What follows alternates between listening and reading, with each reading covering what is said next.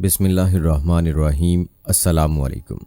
अरबों खरबों दरूद व सलाम ख़ातमुन नबिय्यीन सैयदना हज़रत मोहम्मद सल्लल्लाहु अलैहि वसल्लम पर, उनकी औलाद, उनकी आल पर अल्लाह ताला मग़फ़िरत फ़रमाए, आपकी, मेरी, सारी उम्मत के मुसलमानों की, आमीन या रब्बुल आलमीन।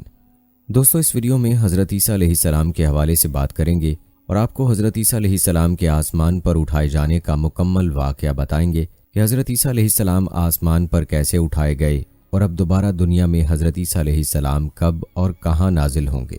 दोस्तों, ये सब बातें कुरान और हदीस से मुकम्मल तहकीक के बाद आपके साथ शेयर की जा रही हैं। दोस्तों, यहाँ ये बात वाज़ेह रही कि हज़रत ईसा अलैहिस्सलाम के आसमान पर उठाए जाने का ये वाक़या बहुत ही अजीब व गरीब और मुतनाज़ वाक़या है। बहुत सारे लोग इसमें अपनी राय कायम करते हैं और मुख्तलिफ फितने पैदा करते हैं। ईसाई लोग इस बारे में बड़ी गलत फहमी का शिकार हैं और बरे सगीर में भी कुछ लोग ऐसे हैं जो गलत फहमियों का शिकार हैं। लिहाजा आप सब इस वीडियो को आखिर तक देखिएगा ताकि आप किसी फितने का शिकार ना हों। और हाँ, एक और पुरइसरार बात कि हज़रत ईसा अलैहिस्सलाम काने दज्जाल को हजूर सल्लल्लाहु अलैहि वसल्लम की कौन सी तलवार से कत्ल करेंगे। और इस वीडियो में हज़रत ईसा अलैहिस्सलाम के 4 बड़े मोजज़ात का भी किस्सा आप सुनेंगे। बल्कि दोस्तों, वीडियो में साइंसी हवाले से भी ये जानेंगे कि हज़रत आदम अलैहिस्सलाम, हज़रत ईसा अलैहिस्सलाम और हज़रत हव्वा अलैहिस्सलाम की पैदाइश किस साइंसी असूल के तहत हुई। दोस्तों, हमेशा की तरह हमारी इस वीडियो से हर ख़ास व आम बंदा मुस्तफ़ीज़ होगा। बस दोस्तों, आपने इस वीडियो को आखिर तक लाजमी देखना है और कमेंट बॉक्स में अपनी राय का भी इजहार लाजमी करना है। अगर आप किसी मौजू पर वीडियो देखना चाहते हैं तो इस बारे में भी कमेंट बॉक्स में हमें लाजमी बताइएगा। तो चलिए अपनी वीडियो का बाकायदा आगाज़ करते हैं। सबसे पहले आपको बताते हैं कि हज़रत ईसा अलैहिस्सलाम की ज़ात मुक़द्दसा इस लिहाज से यगाना है कि आपके विलादत बासादत का वाक़या मोजज़ाना तौर पर हुआ। आपका ज़िंदा आसमान पर जाना भी खिलाफ़ आदत और हैरत अंगेज़ मोजज़े की हैसियत में वक़ू पज़ीर हुआ और क़यामत के करीब आपका नज़ूल भी एक ज़बरदस्त मोजज़ाना हैसियत का हामिल होगा। बल्कि ये मुकम्मल किस्सा दोस्तों यूँ बयान हुआ है कि हज़रत ईसा अलैहिस्सलाम जब पैदा हुए तो उस वक्त यहूदियों का दीन गालिब था। वो किसी भी तरह नए नबी को बर्दाश्त नहीं कर सकते थे। उन्होंने अपने दीन में बहुत सारी तब्दीलियां करके अपनी मर्ज़ी का दीन बना रखा था और आए रोज़ तौरात शरीफ में तब्दीलियां करते रहते थे। हर किसी की अपनी तौरात बनी हुई थी और वो उसी के मुताबिक चलता था और लोगों को भी यही बताता था। गोया उन्होंने दीन को एक मजाक बना रखा था। इस पूरी सूरत हाल में वो लोग कभी नहीं चाहते थे कि कोई नया नबी आए और उसकी शरीयत भी हो, क्योंकि इस तरह हमारी हर धर्मी और बादशाहत ख़त्म हो जाएगी। वो आकर हक बयान करेगा और हमारी झूठी किताबों को झुटला देगा, जिससे हमारी अयाशी ख़त्म हो जाएगी। इसलिए जब हज़रत ईसा अलैहिस्सलाम पैदा हुए तो यहूदियों ने झुटलाना शुरू कर दिया और तरह तरह से वो हज़रत ईसा अलैहिस्सलाम और उनकी वालिदा से मुतल्लक़ इल्ज़ामात लगाया करते थे। वो ईसा अलैहिस्सलाम को नऊज़ुबिल्लाह वालिदुज़्ज़ना कहते थे और कहा करते थे कि उनके वालिद के बारे में मालूम नहीं। हालांकि दोस्तों, हम सब को मालूम है कि हज़रत ईसा अलैहिस्सलाम को अल्लाह ताला ने मरियम अलैहिस्सलाम के ज़रिए से अपनी ख़ास कुदरत से पैदा फरमाया था, जो बग़ैर किसी मर्द के छुए पैदा हो गए थे। मगर इस मोज़े और कुदरत खुदाबंदी को भी मानने से यहूदियों ने इनकार कर दिया था। मगर कुरान मजीद में बार बार इब्ने मरियम कहकर हज़रत ईसा अलैहिस्सलाम को इज़्ज़त अता की गई और ये साबित किया गया कि हज़रत ईसा अलैहिस्सलाम को अल्लाह ताला ने अपनी ख़ास कुदरत से पैदा फरमाया है। इसका मुकम्मल तफसीली वाक़या सूरह मरियम में बयान हुआ है। जैसे जैसे हज़रत ईसा अलैहिस्सलाम बड़े होते गए और नबूवत के मनसब पर फाइज हो गए तो आपने अल्लाह के हुक्म के मुताबिक सही दीन की तबलीग शुरू कर दी। आप लोगों को ऐसी जामे बात किया करते थे और ऐसी नसीहत किया करते थे जिसका बड़ा गहरा असर होता था। लोग आपके गिरवीदा बन जाते और आपसे मोहब्बत करने लगते। मगर दोस्तों, जैसे जैसे आप तबलीग करते जाते थे वैसे वैसे यहूदी आपकी दुश्मनी में बढ़ते जाते थे। वो लोगों को बताते कि ये जादूगर हैं, उनकी बातों में मत आना, इन्होंने हमारा दीन ख़राब कर दिया है और नया दीन घड़ लिया है। असल दीन यानी मूसा अलैहिस्सलाम का दीन हमारे पास है, नाउज़ुबिल्लाह। वो इस तरह की गलत खबरें और अफवाहें फैला फैला कर लोगों को मुतनफ़र करते रहते थे। वो अपनी किताबों में गलत चीज़ें शामिल करते और ऐसी ऐसी इबारतें लाते जिनसे ईसा अलैहिस्सलाम का इनकार होता है। मगर हज़रत ईसा अलैहिस्सलाम इन तमाम बातों का वही के ज़रिए रद्द फरमा देते تو وہ لوگ حد درجہ پریشان ہو گئے، کیونکہ ان کی ہر تدبیر وحی کے علم کے آگے ناکام ہو رہی تھی اور کوئی بھی سازش انجام کو نہیں پہنچ پا رہی تھی۔ لہٰذا اب وہ لوگ متحد ہو گئے اور تمام یہودی مل کر اس پر میٹنگ کیا کرتے تھے کہ اب ہمیں کیا کرنا چاہیے، کیونکہ اگر کچھ نہ کیا تو ہمارا دین مغلوب ہو جائے گا اور ہماری مرضیاں بھی ختم ہو جائیں گی۔ آخر کار انہوں نے آخری فیصلہ یہ کیا کہ نعوذ باللہ عیسیٰ علیہ السلام کو قتل کر دیں گے اور ان کو زندہ نہیں چھوڑیں گے، مگر یہ ممکن نہیں معلوم ہوتا تھا، کیونکہ حضرت عیسیٰ علیہ السلام کوئی بھی تشدد نہیں کرتے تھے۔ وہ نرم لہجے اور اخلاق میں نرمی کو فروغ دیتے تھے۔ وہ لوگوں میں صلح کرواتے تھے اور لوگوں کو ترغیب دیتے تھے کہ سب لوگ بھائی بھائی بن کر رہو۔ وہ ہمیشہ نرمی سے گفتگو کرتے اور لوگوں کو ایسی نصیحت کیا کرتے تھے کہ سننے والے آپ کی کسی بات کا انکار نہیں کر سکتے تھے۔ پھر بڑی بات یہ کہ ہر وقت حضرت عیسیٰ علیہ السلام کے چند حواری بھی آپ کے ساتھ ہی ہر وقت رہتے تھے، اس لیے یہ ممکن نہیں تھا کہ یہودی خود ان کو قتل کر دیں۔ اگر وہ خود قتل کرتے تو ایک بے گناہ کا قتل ان کے ذمے پڑ جاتا اور پوری یہودی لابی بدنام ہو جاتی۔ عیسائیوں اور یہودیوں کے درمیان جنگ چھڑ جاتی اور لوگ یہودیوں کو ظالم سمجھنا شروع کر دیتے۔ تو انہوں نے اس میں ایسی سازش رچائی کہ کسی بھی طرح حکومت وقت کو ان کے خلاف بھڑکایا جائے اور اکسایا جائے اور اس کو ایسا اعتماد میں لیا جائے کہ حکومت والے وہ خود ان کو قتل کر دیں۔ دوستو، آپ کو بتاتا چلوں کہ اس زمانے میں فلسطین اور شام کا علاقہ رومیوں کے ماتحت تھا۔ رومیوں کا گورنر اس علاقے میں تعینات تھا جو وہاں کے معاملات نمٹاتا تھا۔ یہودی اسی حکومت کو استعمال کر کے مسیح علیہ السلام کو قتل کروانا چاہتے تھے۔ یہ یہودی لوگ ایسے ذلیل اور رسوا لوگ تھے کہ انہوں نے چند عرصہ پہلے ہی اللہ کے نبی حضرت یحییٰ علیہ السلام کو بھی بے وجہ اور بغیر کسی گناہ کے قتل کر ڈالا تھا۔ ان پر اللہ تعالیٰ کی پھٹکار تھی، اسی وجہ سے یہ لوگ اب دوبارہ نبی کو قتل کرنا چاہتے تھے، مگر حضرت عیسیٰ علیہ السلام کے بارے میں اللہ کو کچھ اور ہی منظور تھا۔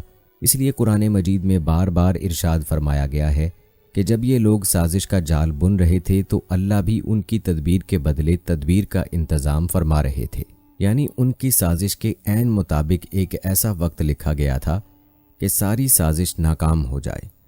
یہ لوگ اپنے تئیں مل بیٹھ کر بہت بڑا منصوبہ بنا رہے تھے جس میں حضرت عیسیٰ علیہ السلام کا بچ جانا ممکن نہیں تھا، مگر اللہ تعالیٰ نے جو انتظام فرمایا وہ سن کر آپ حیران رہ جائیں گے۔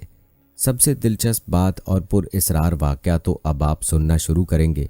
تو دوستو، ان لوگوں نے اعلیٰ حکام کو خط لکھنا شروع کر دیے کہ یہ بد دین شخص ہمارے دین کو خراب کر رہا ہے تو اس کو ختم کر دیا جائے۔ اس وقت حکومت کے گورنر نے بہت سمجھداری سے کام لیا اور لوگوں کی بات میں آنے کی بجائے خود تحقیقات کی۔ جب اس کو معلوم ہوا کہ حضرت عیسیٰ علیہ السلام ایک بہت ہی نیک اور نرم گو شخصیت ہیں، وہ کہیں بھی پھوٹ نہیں ڈلواتے بلکہ لوگوں کو یکجا رہنے اور اتحاد کے ساتھ رہنے کی تلقین کرتے رہتے ہیں، تو وہ بڑا پریشان ہوا۔ اس نے اپنی ساری صورتحال اپنی حکومت کے ہیڈ کوارٹر میں یہ بات لکھ کر بھیجی کہ یہاں کے لوگ ایک بے گناہ آدمی کو قتل کرنے کے درپے ہیں، ان حالات میں مجھے کیا کرنا چاہیے؟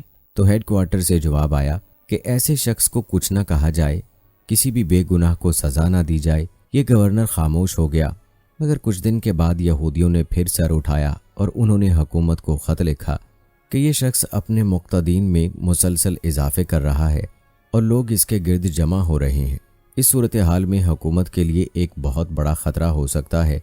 اگر اس کے ارد گرد ہزاروں لوگ اکٹھے ہو گئے تو یہ ان کو اپنا گرویدہ بنا لے گا اور اپنی حکومت بنا کر آپ لوگوں سے لڑے گا۔ اس گھمگیر آفت سے بچنے کے لیے اس شخص کو فوراً قتل کر دینا چاہیے۔ گورنر بہت ہی سمجھدار تھا، وہ لوگوں کی باتوں میں بالکل نہ آیا اور دوبارہ اس بار بھی گورنر نے ہیڈ کوارٹر میں خط لکھا تو پہلے کی طرح یہی جواب آیا کہ ایسے شخص کو کچھ نہ کہا جائے، جب تک کسی کا جرم ثابت نہ ہو تو کوئی سزا نہ دی جائے۔ اب جب دوبارہ گورنر نے نظر انداز کیا تو یہودیوں کا غصہ بے حد بڑھ گیا۔ وہ لوگ بغاوت کی تیاری کرنے لگے اور 40,000 یہودی اس پر متفق ہو گئے کہ ہم خود عیسیٰ علیہ السلام کو قتل کریں گے، نعوذ باللہ۔ مگر دوستو، اس سب کے باوجود بھی اللہ تعالیٰ کو کچھ اور ہی منظور تھا۔ یہ یہودی اب دن رات حضرت عیسیٰ علیہ السلام کے گھر کا چکر لگایا کرتے تھے، خوف و ہراس پھیلا رہے تھے اور لوگوں میں یہ جتلانا چاہ رہے تھے کہ اس شخص کو ختم کرنا پڑے گا ورنہ کچھ بھی ہو سکتا ہے۔ इस मर्तबा गवर्नर ने तफसीली ख़त अपनी हुकूमत को लिखा कि बगावत बढ़ती जा रही है, लोग फितना व फसाद फैला रहे हैं और हालात मेरे काबू से बाहर हो रहे हैं। इस वक्त मुझे क्या करना चाहिए?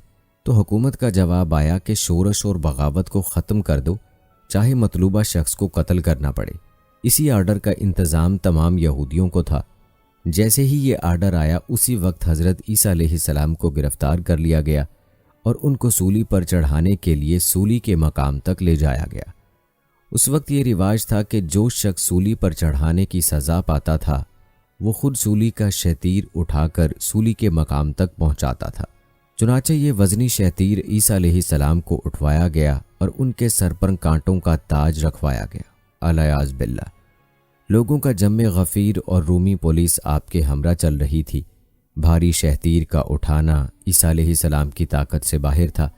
चुनाचे ये शहतीर एक शख्स शमौन करीनी के कंधे पर रख दिया गया ताकि सूली के मकाम तक पहुंचाया जा सके। इस दौरान में रूमी पुलिस की ड्यूटियां बदल गईं और नई नफरी आ गई।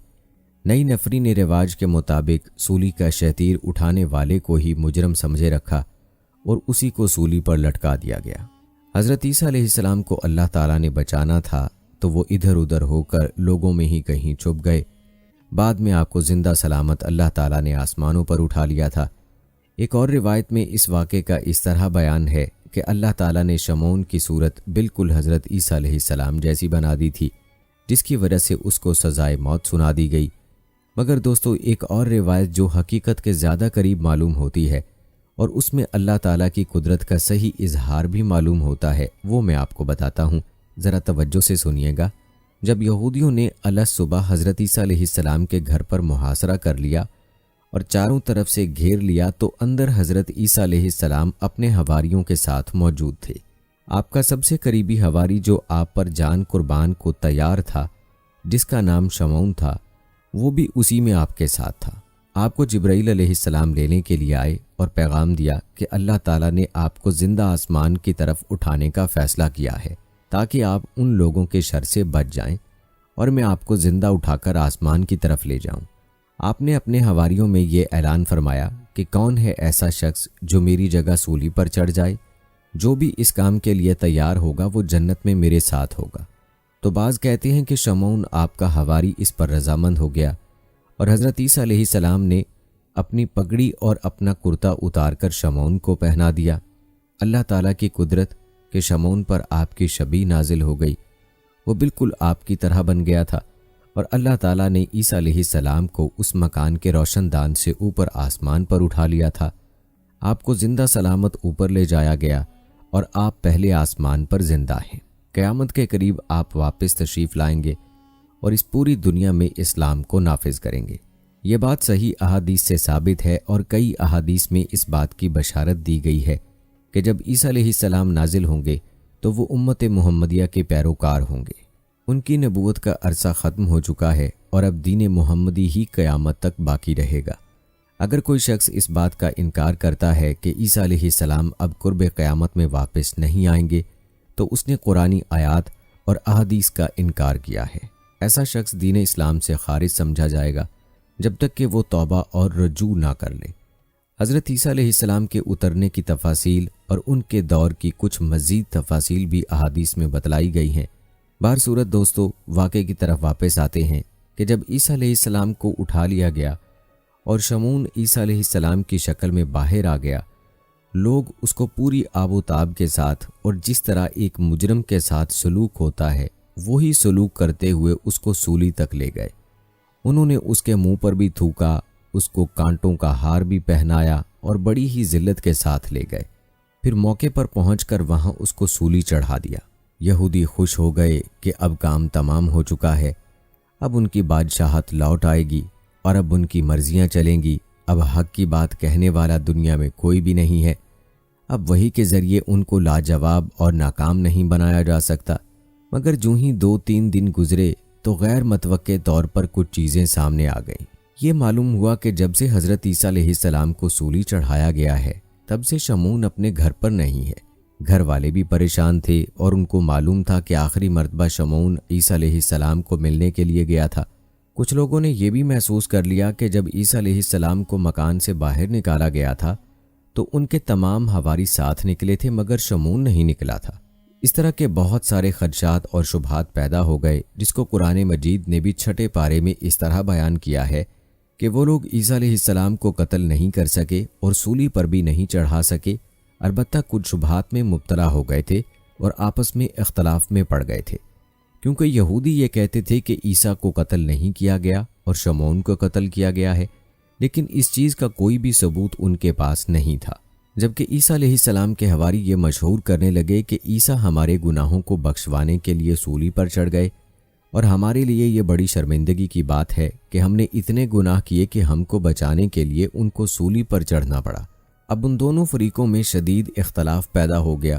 یہودی اپنی سازش کو کامیاب بتانے کے لیے عیسیٰ علیہ السلام کا قتل مانتے تھے، مگر شواہد اس کے خلاف تھے، جبکہ عیسائی اس غلط فہمی میں تھے کہ عیسیٰ علیہ السلام ہمارے پیارے نبی ہمارے گناہ بخشوانے کے لیے اپنی جان قربان کر گئے۔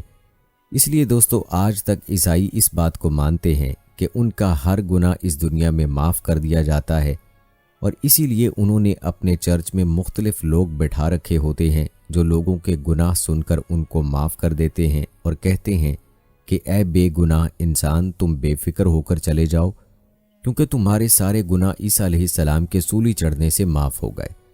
ان کا پورا مذہب حضرت عیسیٰ علیہ السلام کے سولی پر چڑھنے پر انحصار کرتا ہے، اس لیے وہ لوگ سولی کے نشان کو اور سولی پر چڑھائے جانے کا ایک مجسمہ اکثر اپنے چرچ میں نصب کرتے ہیں، اور سولی کا نشان جو انگریزی کے حرف ٹی جیسا ہوتا ہے اس کو اپنے مذہب کا نشان سمجھتے ہیں اور فخریہ طور پر اس کے لاکٹ بنا کر پہنتے ہیں، بلکہ یہ لوگ اپنا کلچر عام کرنے کے لیے انسانوں کو بھی صلیب کا نشان بنانا چاہتے ہیں، اس لیے وہ اپنے گلے میں ایک ٹائی باندھتے ہیں تاکہ صلیبی نشان بن جائے اور دور سے واضح ہو جائے کہ ٹائی لگایا ہوا شخص عیسیٰ علیہ السلام کی سولی پر چڑھائے جانے کا حامی ہے۔ یہ اظہار یکجہتی کر رہا ہے کہ جیسے ان کو سولی پر چڑھایا گیا، اسی طرح میں بھی اپنے گلے میں سولی کا نشان بنائے پھر رہا ہوں۔ تو دوستو، یہ تو عیسائیوں کی باتیں تھیں کہ انہوں نے عیسیٰ علیہ السلام کے سولی پر چڑھ جانے کو یہ رنگ دے دیا کہ اب ہمارے گناہ بخشے جا چکے ہیں، مگر سچ بات یہ ہے کہ حضرت عیسیٰ علیہ السلام پہلے آسمان پر زندہ ہیں، اور شب معراج میں حضور نبی کریم صلی اللہ علیہ وآلہ وسلم نے حضرت عیسیٰ علیہ السلام سے ملاقات بھی کی تھی، اور روایات میں یہ بھی آتا ہے کہ حضرت عیسیٰ علیہ السلام دجال کو قتل کریں گے، مگر بعض فتنہ پسند لوگ اس بات کو پھیلانا چاہتے ہیں کہ حضرت عیسیٰ علیہ السلام اب واپس نہیں آئیں گے۔ وہ ان سب حدیثوں اور قرآنی آیات کا انکار کرتے ہیں۔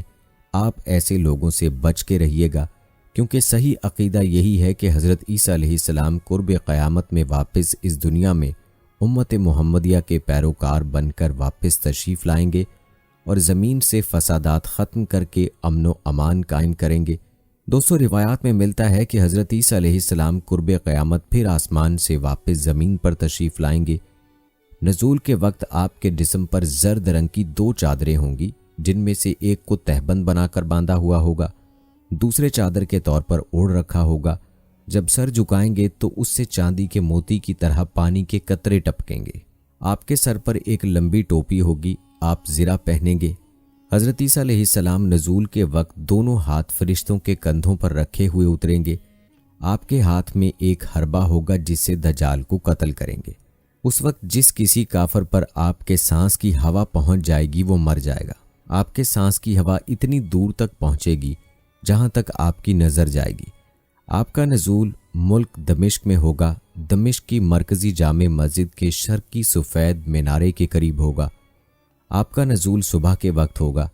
مسلمانوں کی ایک جماعت جو دجال سے لڑنے کے لیے جمع ہوئے ہوں گے، ان کی تعداد 800 مرد اور 400 عورتیں ہوں گی۔ حضرت عیسیٰ علیہ السلام کے نزول سے چند منٹ پہلے یہ لوگ نماز فجر کے لیے اپنی صفیں درست کر رہے ہوں گے۔ اس وقت اس جماعت کے امام حضرت امام مہدی ہوں گے۔ حضرت امام مہدی حضرت عیسیٰ علیہ السلام کو امامت کے لیے بلائیں گے، مگر وہ انکار کریں گے۔ جب حضرت امام مہدی علیہ السلام پیچھے ہٹنے لگیں گے تو حضرت عیسیٰ علیہ السلام ان کی پشت پر ہاتھ رکھ کر انہیں امام بنائیں گے۔ پھر حضرت امام مہدی نماز پڑھائیں گے۔ حضرت عیسیٰ علیہ السلام 45 سال تک دنیا میں قیام فرمائیں گے۔ آپ نکاح کریں گے۔ آپ کا نکاح حضرت شعیب علیہ السلام کی قوم میں ہوگا۔ روایت ہے کہ رسول اللہ صلی اللہ علیہ وآلہ وسلم نے قبیلہ جذام کے وفد سے فرمایا، تمہارا آنا مبارک ہو، اور قیامت اس وقت تک نہ آئے گی جب تک عیسیٰ علیہ السلام تمہاری قوم میں نکاح نہ کریں اور ان کی اولاد پیدا نہ ہو۔ اس حدیث سے معلوم ہوتا ہے کہ حضرت عیسیٰ علیہ السلام زمین پر نازل ہونے کے بعد قبیلہ جذام کی کسی خاتون سے نکاح فرمائیں گے اور ان کی اولاد بھی ہوگی۔ اس طرح سے قبیلہ کو حضرت موسیٰ علیہ السلام کے علاوہ حضرت عیسیٰ علیہ السلام کے سسرال ہونے کا شرف بھی حاصل ہو جائے گا۔ حضرت عیسیٰ علیہ السلام وجیع الشکل، درمیانے قد و قامت اور سفید سرخی مائل رنگت کے ہوں گے۔ ان کے سر کے بالوں کی لمبائی دونوں شانوں تک ہوگی۔ ان کے بالوں کا رنگ بہت سیاہ چمکدار جیسے نہانے کے بعد ہوتے ہیں۔ بال سیدھے یعنی پیچدار نہ ہوں گے۔ صحابہ کرام رضوان اللہ اجمعین میں سے حضرت عروہ بن مسعود رضی اللہ تعالی عنہ کے مشابہ ہوں گے۔ آپ کی خوراک لوبیا اور جو چیزیں آگ پر نہ پکیں وہ ہوں گی۔ حضرت عیسیٰ علیہ السلام کی اولاد بھی ہوگی۔ آپ کے 2 صاحبزادے ہوں گے، ایک کا نام محمد اور دوسرے کا نام موسیٰ رکھیں گے۔ نزول کے بعد حضرت مسیح موعود صلیب توڑیں گے، یعنی صلیب پرستی کو جڑ سے اکھاڑ پھینکیں گے، خنزیر کو قتل کریں گے، یعنی نصرانیت کو مٹائیں گے۔ آپ نماز سے فارغ ہو کر مسجد کا دروازہ کھلوائیں گے تو سامنے دجال نظر آئے گا۔ پھر آپ اپنے ساتھیوں کے ساتھ دجال اور یہودیوں کے ساتھ جہاد کریں گے۔ آپ دجال کو ارض فلسطین میں مقام لد پر قتل کریں گے۔ باب لد ایک پہاڑی ہے جو شام میں واقع ہے۔ اس کے بعد دنیا میں اسلام کا بول بالا ہو جائے گا۔ جو یہودی باقی ہوں گے چن چن کر قتل کر دیے جائیں گے۔ کسی یہودی کو کوئی چیز پناہ نہ دے سکے گی، یہاں تک کہ درخت اور پتھر بول اٹھیں گے کہ ہمارے پیچھے یہودی چھپا ہوا ہے۔ اس وقت اسلام کے سوا تمام مذاہب مٹ جائیں گے اور جہاد موقوف ہو جائے گا، کیونکہ کوئی کافر ہی نہ رہے گا، اور اس لیے جزیہ اور خراج کا بھی حکم جو ہے وہ باقی نہ رہے گا۔ مال و زر لوگوں میں اتنا عام ہو جائے گا کہ کوئی صدقہ یا زکوٰۃ کی شکل میں قبول نہ کرے گا۔ حضرت امام مہدی نماز کی امامت کریں گے۔ بعد میں تمام نمازوں اور دیگر معاملات کی امامت حضرت عیسیٰ علیہ السلام کریں گے۔ حضرت عیسیٰ علیہ السلام مقام فج و روحا میں تشریف لے جائیں گے، حج یا عمرہ دونوں کریں گے۔ رسول کریم صلی اللہ علیہ وآلہ وسلم کے روضہ اقدس پر بھی حاضری دیں گے۔ آپ صلی اللہ علیہ وآلہ وسلم عیسیٰ علیہ السلام کو سلام کا جواب دیں گے۔ حضرت عیسیٰ علیہ السلام قرآن و سنت پر خود بھی عمل کریں گے اور لوگوں کو بھی اس پر چلائیں گے۔ ہر قسم کی دینی اور دنیاوی برکات نازل ہوں گی۔ سب کے دلوں سے بغض و حسد اور کینہ نکل جائے گا۔ ایک انار اتنا بڑا ہوگا کہ ایک جماعت کے لیے کافی ہوگا۔ ایک دودھ دینے والی اونٹنی لوگوں کی ایک جماعت کے لیے کافی ہوگی۔ ایک بکری ایک قبیلے کے لیے کافی ہوگی۔ ہر ڈنک والے زہریلے جانور کا ڈنک وغیرہ نکال لیا جائے گا، یہاں تک کہ اگر ایک بچہ سانپ کے منہ میں ہاتھ دے گا تو وہ اس کو نقصان نہ پہنچائے گا۔ ایک لڑکی شیر کے دانت کھول کر دیکھے گی اور وہ اس کو کوئی تکلیف نہ پہنچا سکے گا۔ بھیڑیا بکریوں کے ساتھ ایسا رہے گا جیسا کتا ریوڑ کی حفاظت کے لیے رہتا ہے۔ ساری زمین امن و امان سے اس طرح بھر جائے گی جیسے برتن پانی سے بھر جاتا ہے۔ صدقات کا وصول کرنا چھوڑ دیا جائے گا۔ یہ برکات 7 سال تک رہیں گی۔ حضرت عیسیٰ علیہ السلام کے نزول سے پہلے ایک رومی لشکر مقام آماک یا وابک میں اترے گا۔ ان سے جہاد کے لیے مدینہ سے ایک لشکر چلے گا۔ یہ لشکر اپنے زمانے کے بہترین لوگوں کا مجمع ہوگا۔ اس جہاد میں لوگوں کے 3 ٹکڑے ہو جائیں گے۔ 1/3 حصہ شکست کھائے گا، 1/3 شہید ہو جائے گا اور 1/3 فتح پائیں گے۔ قسطنطنیہ فتح ہو جائے گا۔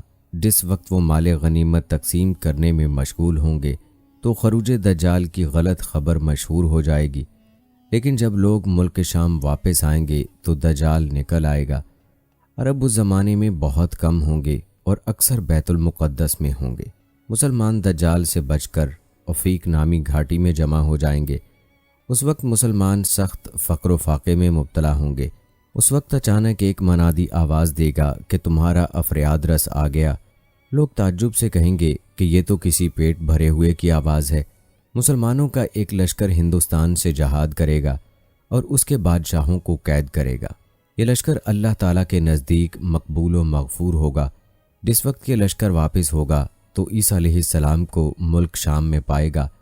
شام و عراق کے درمیان دجال نکلے گا۔ وہ پہلے نبوت کا اور اس کے بعد خدائی کا دعویٰ کرے گا۔ اس کی پیشانی پر کافر اس صورت میں لکھا ہوگا کاف فے رے، جسے ہر مومن پڑھ سکے گا، خواہ لکھنا پڑھنا جانتا ہو یا نہ جانتا ہو۔ لوگوں کے 3 گروہ ہو جائیں گے، ایک گروہ دجال کی اتباع کرے گا، ایک گروہ اپنی کاشتکاری میں لگا رہے گا، اور ایک گروہ دریائے فرات کے کنارے پر اس کے ساتھ جہاد کرے گا۔ مسلمان ملک شام کی بستیوں میں جمع ہو جائیں گے اور دجال کے پاس ایک ابتدائی لشکر بھیجیں گے۔ اس لشکر میں ایک شخص ایک سرخ یا سیاہ و سفید گھوڑے پر سوار ہوگا اور یہ سارا لشکر شہید ہو جائے گا، ان میں سے ایک بھی واپس نہ آئے گا۔ دجال جب حضرت عیسیٰ علیہ السلام کو دیکھے گا تو اس طرح پگھلنے لگے گا جیسے نمک پانی میں۔ اس وقت تمام یہودیوں کو شکست ہوگی۔ حدیث شریف کے مطابق حضور نبی کریم صلی اللہ علیہ وآلہ وسلم نے سورہ الکہف کی ابتدائی آیات کو دجال سے تحفظ کا ذریعہ فرمایا۔ اللہ تعالیٰ یاجوج ماجوج کو نکالے گا جن کا سیلاب تمام عالم کو گھیرے گا۔ اس وقت حضرت عیسیٰ علیہ السلام تمام مسلمانوں کو پہاڑ طور پر جمع فرما دیں گے۔ یاجوج ماجوج کی فوج کا ابتدائی حصہ جب دریائے تبریہ پر گزرے گا تو سب دریا کو پی کر صاف کر دے گا۔ اس کے بعد حضرت عیسیٰ علیہ السلام یاجوج ماجوج کے لیے بد دعا فرمائیں گے۔ اللہ تعالیٰ ان کے گلوں میں ایک گلٹی نکال دے گا جس سے سب کے سب آہستہ آہستہ مر جائیں گے۔ اس کے بعد حضرت عیسیٰ علیہ السلام مسلمانوں کو لے کر جبل طور سے زمین پر اتریں گے، مگر تمام زمین یاجوج ماجوج کے مردوں کی بدبو سے بھری ہوگی۔ حضرت عیسیٰ علیہ السلام دعا کریں گے کہ بدبو نابود ہو جائے۔ اللہ تعالیٰ بارش برسائے گا جس سے تمام زمین دھل جائے گی، پھر زمین اپنی اصلی حالت پر ثمرات و برکات سے بھر جائے گی۔ حضرت عیسیٰ علیہ السلام لوگوں کو فرمائیں گے کہ میرے بعد ایک شخص کو خلیفہ بنائیں جس کا نام مقد ہے، اس کے بعد آپ کی وفات ہو جائے گی۔ نبی کریم صلی اللہ علیہ وآلہ وسلم کے روضہ اطہر میں چوتھی قبر آپ کی ہوگی۔ لوگ حضرت عیسیٰ علیہ السلام کی تعلیم ارشاد کے لیے مقد کو خلیفہ بنائیں گے، پھر مقد کا بھی انتقال ہو جائے گا، پھر لوگوں کے سینوں سے قرآن اٹھا لیا جائے گا۔ یہ واقعہ مقد کی وفات سے تقریباً 30 سال بعد ہوگا۔ اس کے بعد قیامت کے بالکل قریبی علامات ظاہر ہوں گی۔ دوستو، واضح کر دوں کہ حضرت عبداللہ بن مسعود رضی اللہ تعالی عنہ نے فرمایا کہ یہ قرآن تم لوگوں کے درمیان سے کھینچ کر نکال لیا جائے گا۔ ان سے پوچھا گیا کہ یہ کیسے ہوگا، جبکہ ہم نے قرآن کو دلوں میں محفوظ کر لیا ہے اور مصاحف میں اچھی طرح لکھ دیا ہے؟ تو انہوں نے جواب دیا، ایک رات کو وہ اٹھا لیا جائے گا، پھر کسی بندے کے دل اور کسی مصحف میں قرآن کا ذرا سا بھی حصہ باقی نہیں رہے گا۔ پھر حضرت ابن مسعود نے یہ آیت پڑھی کہ اگر ہم چاہیں تو جس قدر آپ پر وحی بھیجی ہے سلب کر لیں، پھر اس کو واپس لانے کے لیے آپ کو ہمارے مقابلے میں کوئی حمایتی نہ ملے۔ دوستو، قیامت ایک اٹل حقیقت ہے جس کے بارے میں نبی کریم صلی اللہ علیہ وآلہ وسلم نے ہمیں اطلاع فرمائی ہے، بلکہ نبی کریم صلی اللہ علیہ وآلہ وسلم کے زمانے سے پہلے بھی جو انبیاء علیہ الصلوۃ والسلام گزرے ہیں، قرآن میں لکھا ہے کہ وہ انبیاء بھی اپنی قوموں کو قیامت سے ڈراتے تھے۔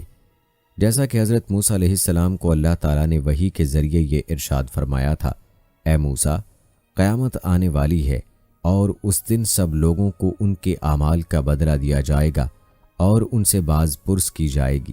جب حضور نبی کریم صلی اللہ علیہ وآلہ وسلم کی بعثت ہوئی اور آپ نبی بن کر اس دنیا میں تشریف لے آئے تو یہ قیامت کی بڑی علامات میں سے ہے۔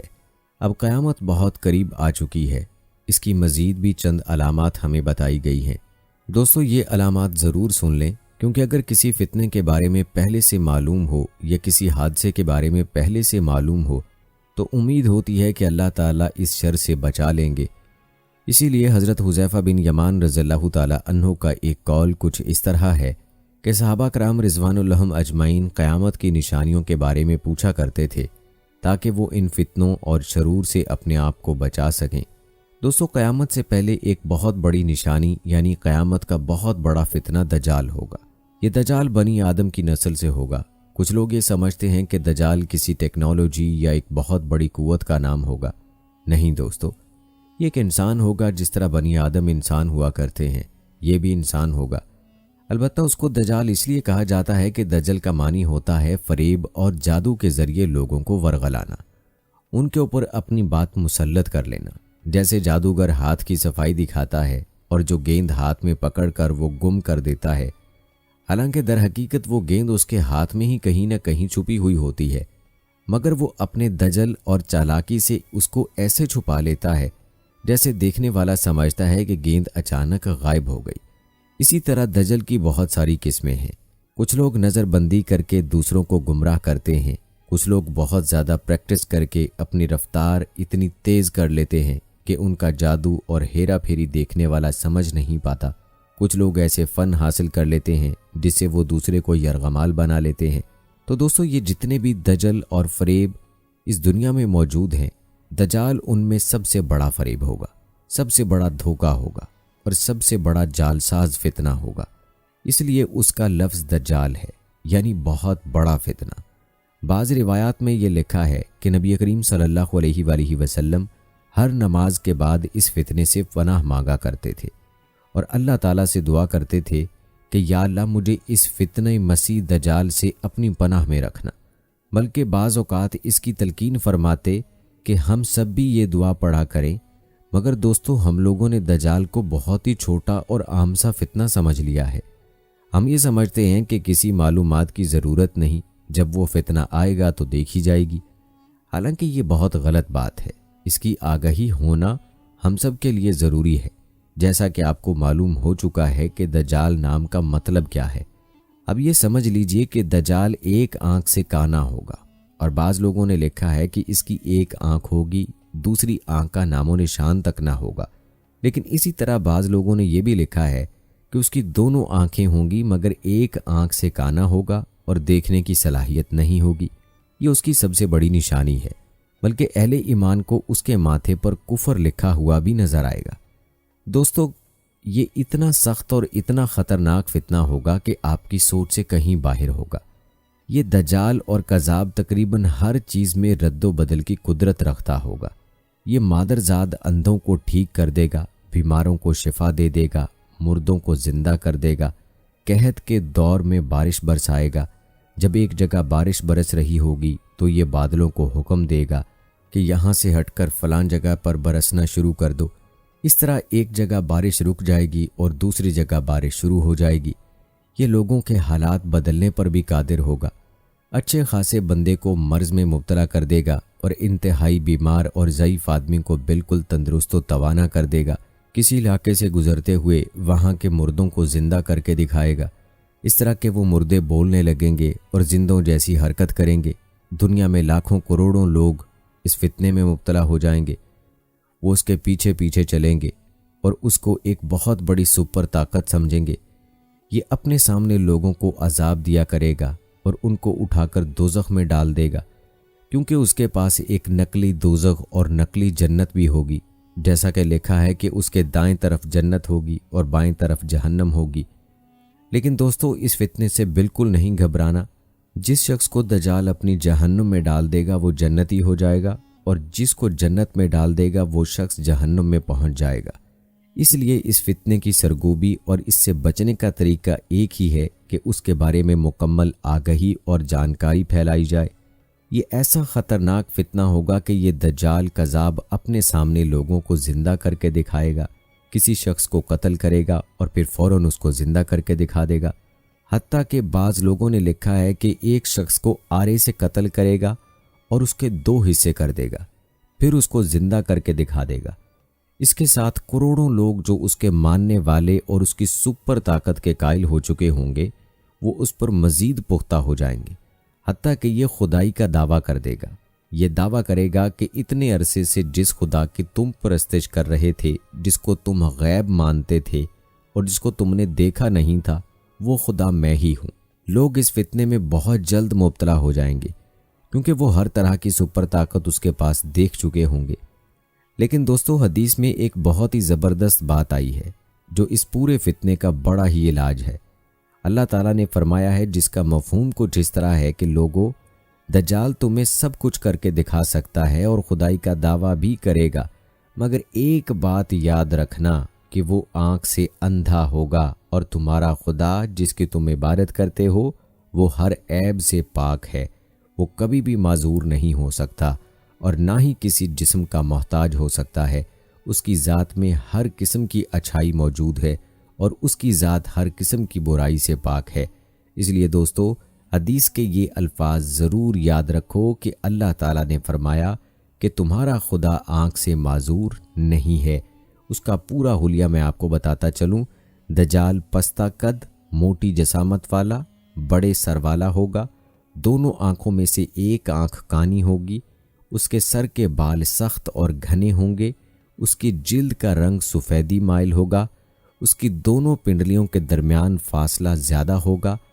اب دوستو یہاں یہ بھی جان لیجئے کہ حضرت عیسیٰ علیہ السلام اس کانے دجال کو اللہ کے نبی صلی اللہ علیہ وآلہ وسلم کی کون سی تلوار سے قتل کریں گے؟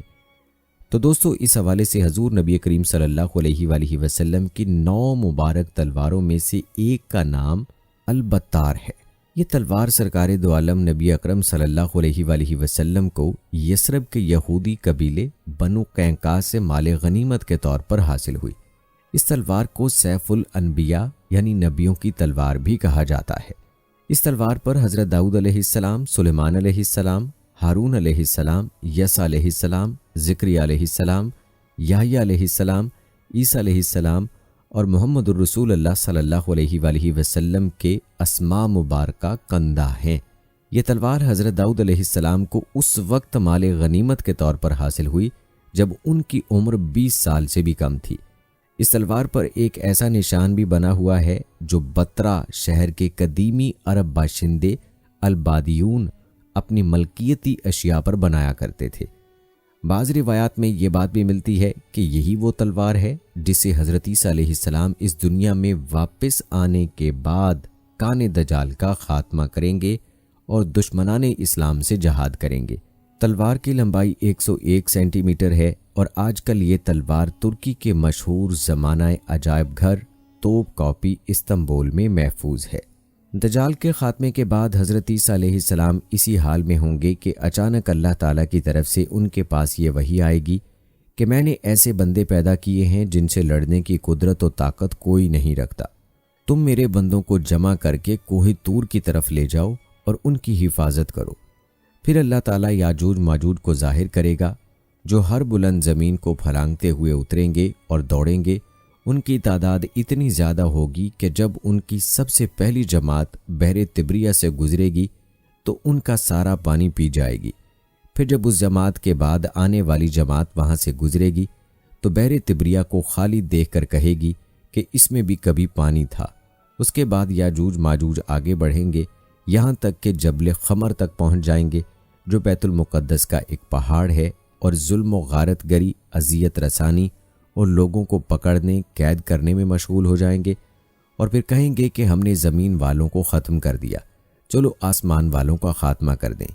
چنانچہ وہ آسمان کی طرف اپنے تیر پھینکیں گے اور اللہ تعالیٰ ان کے تیروں کو خون آلود کر کے لوٹا دے گا تاکہ وہ اس بھرم میں رہیں کہ ہمارے تیر واقعتاً آسمان والوں کا کام تمام کر کے واپس آئے ہیں۔ گویا اللہ تعالیٰ کی طرف سے انہیں ڈھیل دی جائے گی، اور یہ احتمال بھی ہے کہ وہ تیر فضا میں پرندوں کو لگیں گے اور ان کے خون سے آلودہ ہو کر واپس آئیں گے۔ پس اس میں اس طرف اشارہ ہے کہ دجال کا فتنہ زمین تک ہی محدود نہیں رہے گا بلکہ زمین کے اوپر بھی پھیل جائے گا۔ اس عرصے میں اللہ کے نبی اور ان کے رفقا یعنی حضرت عیسیٰ علیہ السلام اور اس وقت کے مومن کوہ طور پر روکے رکھے جائیں گے، اور ان پر اسباب و معیشت کی تنگی و قلت اس درجے کو پہنچ جائے گی کہ ان کے لیے بیل کا سر تمہارے آج کے 100 دیناروں سے بہتر ہوگا۔ جب یہ حالت ہو جائے گی تو اللہ کے نبی عیسیٰ علیہ السلام اور ان کے ساتھی یاجوج ماجوج کی ہلاکت کے لیے دعا وزاری کریں گے۔ پس اللہ تعالیٰ ان کی گردنوں میں نغف یعنی کیڑے پڑ جانے کی بیماری بھیجے گا، جس سے وہ سب یک بارگی اس طرح مر جائیں گے جس طرح کوئی ایک شخص مر جاتا ہے، یعنی نغف کی بیماری کی شکل میں ان پر خدا کا قہر اس طرح نازل ہوگا کہ سب کے سب ایک ہی وقت میں موت کے گھاٹ اتر جائیں گے۔ اللہ کے نبی اور ان کے ساتھی اس بات سے آگاہ ہو کر پہاڑ سے اتریں گے، اور انہیں زمین پر ایک بالشت کا ٹکڑا بھی ایسا نہیں ملے گا جو یاجوج ماجوج کی چربی اور بدبو سے خالی ہو۔ اس مصیبت کے دفع کے لیے حضرت عیسیٰ علیہ السلام اور ان کے ساتھی اللہ سے دعا کریں گے۔ تب اللہ تعالیٰ اونٹ کی گردن جیسی لمبی گردنوں والے پرندوں کو بھیجے گا جو یاجوج ماجوج کی لاشوں کو اٹھا کر جہاں اللہ کی مرضی ہوگی اٹھا کر پھینک دیں گے۔ ایک اور روایت میں یہ ہے کہ وہ پرندے ان لاشوں کو فابل میں ڈال دیں گے۔ فابل یہ دراصل ایک جگہ کا نام ہے جو بیت المقدس کے علاقے میں واقع ہے۔ دوسرے معنی گڑھے کے ہیں اور ایک معنی پہاڑ سے گرنے کے ہیں، اور مسلمان یاجوج ماجوج کی کمانوں، تیروں اور ترکشوں کو 7 سال تک چلاتے رہیں گے۔ پھر اللہ تعالیٰ ایک زوردار بارش بھیجے گا جس سے کوئی بھی مکان، خواہ وہ مٹی کا ہو یا پتھر کا اور خواہ صوف کا ہو، نہیں بچے گا۔ وہ بارش زمین کو دھو کر آئینے کی طرح صاف کر دے گی۔ پھر زمین کو حکم دیا جائے گا کہ اپنے پھلوں یعنی اپنی پیداوار کو نکال اور اپنی برکت کو واپس لا۔ چنانچہ زمین کی پیداوار اس وقت اس قدر بابرکت اور با افراد ہوگی کہ 10 سے لے کر 40 آدمیوں تک کی پوری جماعت ایک انار کے پھل سے سیراب ہو جائے گی، اور اس انار کے چھلکے سے لوگ سایہ حاصل کریں گے۔ نیز دودھ میں برکت دی جائے گی، یعنی اونٹ اور بکریوں کے تھنوں میں دودھ بہت ہوگا، یہاں تک کہ دودھ دینے والی ایک اونٹنی لوگوں کی ایک بڑی جماعت کے لیے کافی ہوگی۔ دودھ دینے والی ایک بکری آدمیوں کی ایک چھوٹی سی جماعت کے لیے کافی ہوگی۔ 12 لوگ اس طرح کی خوشحال اور امن و چین کی زندگی گزار رہے ہوں گے کہ اللہ تعالیٰ ایک خوشبودار ہوا بھیجے گا جو ان کی بغل کے نیچے کے حصے کو پکڑے گی، یعنی اس ہوا کی وجہ سے ان کی بغلوں میں درد پیدا ہوگا، اور پھر ہوا ہر مومن اور ہر مسلمان کی روح قبض کر لے گی، اور صرف بدکار اور شریر لوگ دنیا میں باقی رہ جائیں گے جو آپس میں گدھوں کی طرح ہو جائیں گے، اور انہی لوگوں پر قیامت قائم ہوگی۔ اس پوری روایت کو مسلم رحمہ اللہ علیہ نے نقل کیا ہے۔ اب ویڈیو میں دوستو حضرت عیسیٰ علیہ السلام کے 4 معجزات کے حوالے سے بھی بات کرتے ہیں۔ دوستو حضرت عیسیٰ علیہ السلام نے بنی اسرائیل کے سامنے اپنی نبوت اور معجزات کا اعلان کرتے ہوئے یہ تقریر فرمائی جو قرآن مجید کی سورہ آل عمران میں ہے کہ رسول ہوگا بنی اسرائیل کی طرف یہ فرماتا ہوا کہ میں تمہارے پاس ایک نشانی لایا ہوں تمہارے رب کی طرف سے کہ میں تمہارے لیے مٹی سے پرند کی سی مورت بناتا ہوں، پھر اس میں پھونک مارتا ہوں تو وہ فوراً پرند ہو جاتی ہے اللہ کے حکم سے، اور میں شفا دیتا ہوں مادرزاد اندھے اور سپید داغ والے کو، اور میں مردے جلاتا ہوں اللہ کے حکم سے، اور تمہیں بتاتا ہوں جو تم کھاتے اور جو اپنے گھروں میں جمع رکھتے ہو، بے شک ان باتوں میں تمہارے لیے بڑی نشانی ہے اگر تم ایمان رکھتے ہو۔ اس تقریر میں آپ نے اپنے 4 معجزات کا اعلان فرمایا۔ نمبر 1، مٹی کے پرند بنا کر ان میں پھونک مار کر ان کو اڑا دینا۔ نمبر 2، مادرزاد اندھے اور کوڑی کو شفا دینا۔ نمبر 3، مردوں کو زندہ کرنا۔ نمبر 4، اور جو کچھ کھایا اور جو کچھ گھروں میں چھپا کر رکھا اس کی خبر دینا۔ اب دوستو ان معجزات کی کچھ تفصیل بھی سن لیجئے۔ جب بنی اسرائیل نے یہ معجزہ طلب کیا کہ مٹی کا پرندہ بنا کر اڑا دیں تو حضرت عیسیٰ علیہ السلام نے مٹی کے چمگادڑ بنا کر ان کو اڑا دیا۔ حضرت عیسیٰ علیہ السلام نے پرندوں میں سے چمگادڑ کو اس لیے منتخب فرمایا کہ پرندوں میں سب سے بڑھ کر مکمل اور عجیب و غریب یہی پرندہ ہے، کیونکہ اس کے آدمی کی طرح دانت بھی ہوتے ہیں اور یہ آدمی کی طرح ہنستا بھی ہے، اور یہ بغیر پر کے اپنے بازوؤں سے اڑتا ہے، اور یہ پرندہ جانوروں کی طرح بچہ جنتا ہے اور اس کو حیض بھی آتا ہے۔ روایت ہے کہ جب تک بنی اسرائیل دیکھتے رہتے یہ چمگادڑ اڑتے رہتے، اور اگر ان کی نظروں سے اوجھل ہو جاتے تو گر کر مر جاتے تھے۔ ایسا اس لیے ہوتا تھا تاکہ خدا کے پیدا کیے ہوئے اور بندہ خدا کے پیدا کیے ہوئے پرند میں فرق اور امتیاز باقی رہے۔ اسی طرح دوستو مادرزاد اندھوں کو شفا دینے کے حوالے سے روایت ہے کہ ایک دن میں 50 اندھوں اور کوڑھیوں کو آپ کی دعا سے اس شرط پر شفا حاصل ہوئی کہ وہ ایمان لائیں گے۔ اسی طرح روایت ہے کہ آپ نے 4 مردوں کو زندہ فرمایا۔ نمبر 1، آزر اپنے دوست کو۔ نمبر 2، ایک بڑھیا کے لڑکے کو۔ نمبر 3، ایک عشر وصول کرنے والے کی لڑکی کو۔ اور نمبر 4، حضرت سام بن نوح علیہ السلام کو۔ سب سے پہلے بات کرتے ہیں آزر ان کے دوست کی۔ یہ حضرت عیسیٰ علیہ السلام کے ایک مخلص دوست تھے۔ جب ان کا انتقال ہونے لگا تو ان کی بہن نے آپ کے پاس قاصد بھیجا کہ آپ کا دوست مر رہا ہے۔ اس وقت آپ اپنے دوست سے 3 دن کی دوری کی مسافت پر تھے۔ آزر کے انتقال و دفن کے بعد حضرت عیسیٰ علیہ السلام وہاں پہنچے اور آزر کی قبر کے پاس تشریف لے گئے، اور آزر کو پکارا تو وہ زندہ ہو کر اپنی قبر سے باہر نکل آئے اور برسوں زندہ رہے اور صاحب اولاد بھی ہوئے۔ بڑھیا کا بیٹا یہ مر گیا تھا اور لوگ اس کا جنازہ اٹھا کر اس کو دفن کرنے کے لیے جا رہے تھے नागहां हज़रत ईसा अलैहिस्सलाम का उधर से गुज़र हुआ तो वो आपकी दुआ से ज़िंदा होकर जनाजे से उठ बैठा और कपड़ा पहनकर अपने जनाजे की चारपाई उठाए हुए अपने घर आया और मुद्दतों ज़िंदा रहा और उसकी औलाद भी हुई। एक उशर वसूल करने वाले की लड़की को भी अल्लाह के नबी ने ज़िंदा किया। एक चुंगी वसूल करने वाले की लड़की मर गई थी, उसकी मौत के एक दिन बाद हज़रत ईसा अलैहिस्सलाम की दुआ से वो ज़िंदा हो गई और बहुत दिनों तक ज़िंदा रही और उसके कई बच्चे भी हुए। दोस्तों, बयान किए गए तीनों मुर्दों को आपने ज़िंदा फरमाया तो बनी इसराइल के शरीरों ने कहा कि ये तीनों दर हकीकत मरे हुए नहीं थे, बल्कि इन तीनों पर सकता तारी था, इसलिए वो होश में आ गए। लिहाजा आप किसी पुराने मुर्दे को ज़िंदा करके हमें दिखाइए। तो आपने फरमाया कि हज़रत साम बिन नूह अलैहिस्सलाम को वफ़ात पाए हुए 4000 साल का ज़माना गुजर गया। तुम लोग मुझे उनकी कब्र पर ले चलो, मैं उनको अल्लाह के हुक्म से ज़िंदा कर देता हूँ। तो आपने उनकी कब्र के पास जाकर इसमें आज़म पढ़ा तो फ़ौरन ही हज़रत साम बिन नूह अलैहिस्सलाम कब्र से ज़िंदा होकर निकल आए और घबराए हुए पूछा कि क़यामत कायम हो गई। फिर वो हज़रत ईसा अलैहिस्सलाम पर ईमान लाए। फिर थोड़ी देर बाद उनका इंतकाल हो गया। बल्कि दोस्तों, हदीस शरीफ में है कि हज़रत ईसा अलैहिस्सलाम अपने मकतब में बनी इसराइल के बच्चों को उनके माँ बाप जो कुछ खाते और जो कुछ घरों में छुपा कर रखते वो सब बता दिया करते थे। जब वालिदैन ने बच्चों से दरियाफ्त किया कि तुम्हें इन बातों की खबर कैसे होती है, तो बच्चों ने बता दिया कि हमको हज़रत ईसा अलैहिस्सलाम मकतब में बता देते हैं। ये सुनकर माँ बाप ने बच्चों को मकतब जाने से रोक दिया और कहा कि हज़रत ईसा अलैहिस्सलाम जादूगर हैं। जब हज़रत ईसा अलैहिस्सलाम बच्चों की तलाश में बस्ती के अंदर दाखिल हुए तो बनी इसराइल ने अपने बच्चों को एक मकान के अंदर छुपा दिया कि बच्चे यहाँ नहीं हैं। आपने पूछा कि घर में कौन है, तो शरीरों ने कह दिया कि घर में सूअर बंद हैं। तो आपने फरमाया कि अच्छा, सूअर ही होंगे।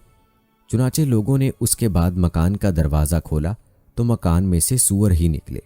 इस बात का बनी इसराइल में चर्चा हो गया और बनी इसराइल ने गैज़ो गज़ब में भरकर आपके कत्ल का मंसूबा बना लिया। ये देखकर हज़रत ईसा अलैहिस्सलाम की वालिदा हज़रत बीबी मरियम अलैहिस्सलाम आपको साथ लेकर मिस्र को हिजरत कर गईं। इस तरह आप शरीरों के शर से महफूज रहे। दोस्तों, वीडियो के आखिर में बात करते हैं कि हज़रत आदम अलैहिस्सलाम, ईसा अलैहिस्सलाम और हव्वा अलैहिस्सलाम की पैदाइश किस साइंसी असूल के तहत हुई। तो दोस्तों, एक मुल्हिद ने एक पोस्ट की थी जिस पर हमारे कुछ रद्द इल्हाद के साथ ही अजीब व गरीब तरीके से हज़रत मरियम अलैहिस्सलाम में वाई क्रोमोसोम्स की मौजूदगी की वजाहतें करने में मसरूफ़ हैं। ये वो मोजज़ात हैं जिनका साइंस इनकार कर सकती है, ना कोई वजाहत। उनका पहला सवाल है, नंबर 1, हज़रत आदम किस साइंसी असूल या कानून के तहत मट्टी के पुतले पर फूंक मारने से ज़िंदा हो गए।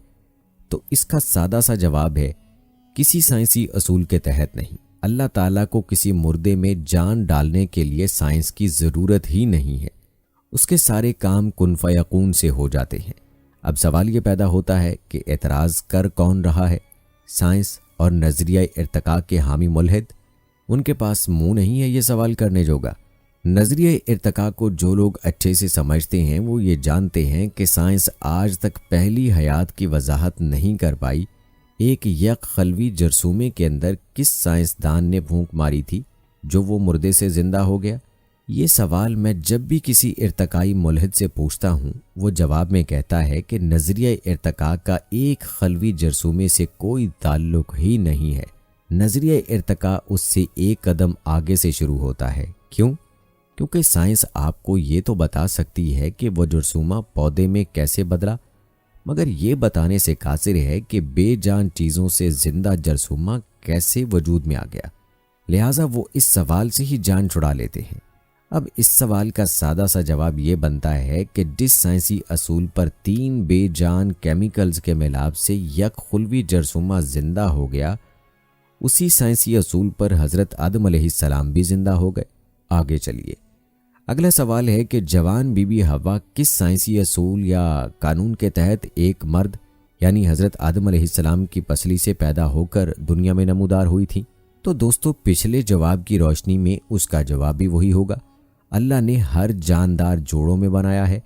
लिहाजा जिस साइंसी असूल पर आदम अलैहिस्सलाम पैदा हुए, इसी साइंसी असूल पर हवा अलैहिस्सलाम भी पैदा हुई। अब चलते हैं अगले सवाल पर, जिस पर सबसे ज़्यादा बहस है। سب کو پتا ہے کہ مردوں میں ایکس وائی کروموسومز ہوتے ہیں اور خواتین میں ایکس ایکس۔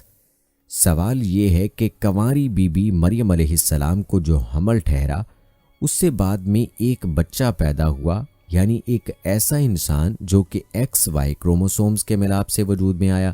مجھے وہ سائنسی اصول یا قانون بتائیں جس کے تحت کسی انسانی خاتون میں بغیر کسی وائی کروموسومز کے کوئی میل بیبی پیدا ہو سکتا ہے۔ تو جواب سن لیں۔ ارتقاء کی تاریخ اگر ہم پڑھیں تو پتہ چلتا ہے کہ ارتقاء کا آغاز یک خلوی جرثومے سے ہوا۔ یک خلوی جرثومے کی افزائش نسل کا طریقہ تھا کہ وہ اپنے آپ کو تقسیم کرتا تھا۔ اسے قطعاً جنسی اختلاط کا علم نہیں تھا، نہ اس نے کبھی اسے استعمال کیا۔ پھر وہ یک خلوی جرثومہ ترقی کر کے پودا بن گیا۔ اب اس نے افزائش نسل کا ایک نیا طریقہ سیکھا، وہ تھا جنسی تولید۔ کہاں سے سیکھا؟ سانو کی پتہ۔